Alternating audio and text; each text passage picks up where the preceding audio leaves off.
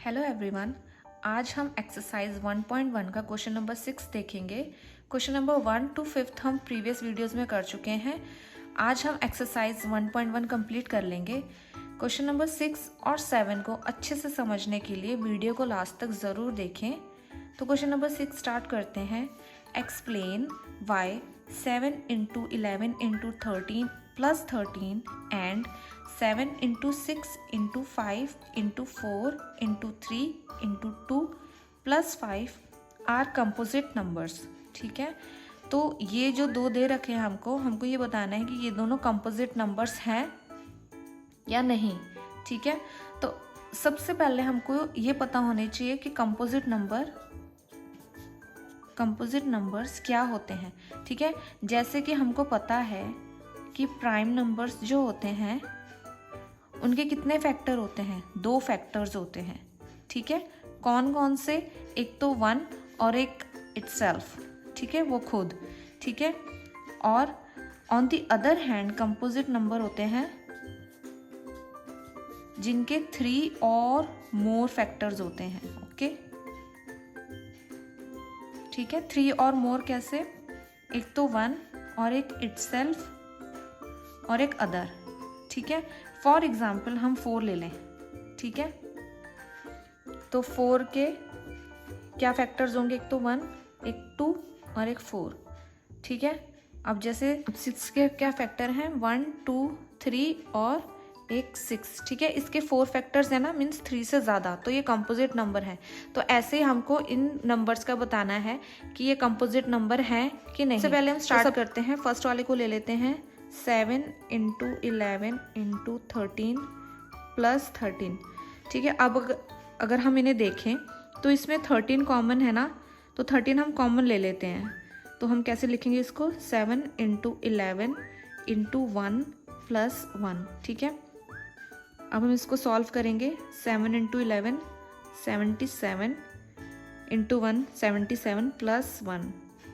ठीक है, 13 और 78। ठीक है, 13 तो हमारा प्राइम नंबर है। ठीक है, 13 को तो हम ऐसे लिख लेंगे, और 78 के हम कर लेंगे फैक्टर्स। यहाँ पे कर लेते हैं।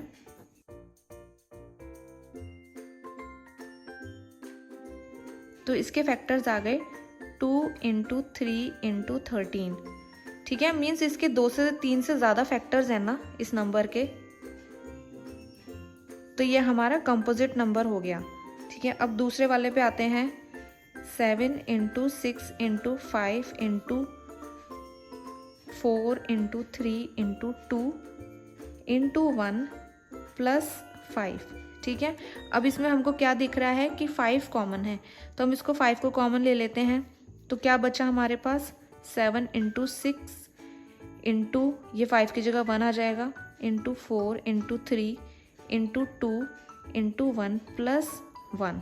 ठीक है, अब जब हम इसको सॉल्व करेंगे, इन तीनों को, इन सबको मल्टीप्लाई करके, तो ये हमारा आ जाएगा 1008 प्लस 1, और 1008 में 1 प्लस करेंगे तो ये 9 आ जाएगा। ठीक है, तो मीन्स ये 1009। ठीक है, ये 2 फैक्टर्स हैं और एक एक फैक्टर क्या होता है, 1। ठीक है, तो इसके भी 3 फैक्टर्स बन रहे हैं, तो ये भी हमारा कंपोजिट नंबर है। तो यहाँ पे ये हमने चेक कर लिया, जो दोनों नंबर हैं वो कंपोजिट नंबर है। ठीक है, हमारा क्वेश्चन 6 कंप्लीट हुआ। नेक्स्ट क्वेश्चन पे आते हैं, question number 7। There is a circular path around a sports field.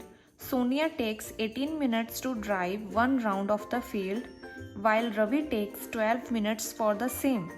Suppose they both start at the same point and at the same time and go in the same direction.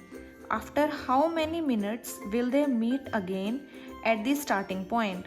ठीक है, तो ये question में बोल रहा है कि एक कोई स्पोर्ट्स की ऐसे सर्कुलर फील्ड है और 2 बच्चे हैं, सोनिया और रवि।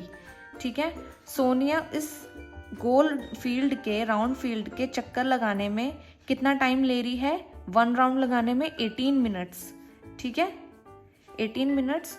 और जो रवि है वो इस फील्ड का एक राउंड लगाने में कितने मिनट ले रहा है, 12 मिनट।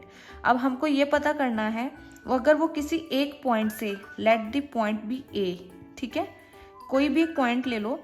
ठीक है, उस पॉइंट से दोनों एक साथ स्टार्ट करते हैं और एक ही डायरेक्शन में, ठीक है, एक ही डायरेक्शन में अगर वो स्टार्ट करते हैं भागना, तो वो दोबारा स्टार्टिंग पॉइंट पे कितने मिनट्स बाद मिलेंगे, ठीक है।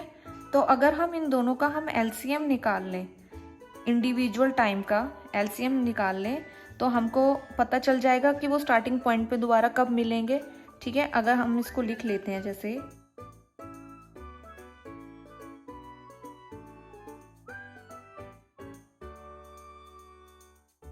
The minimum time they will meet is the LCM of 12 and 18, ठीक है। अब 12 और 18 का हम एलसीएम ले लेते हैं, 12 का यहाँ पे, 18 का यहाँ पे,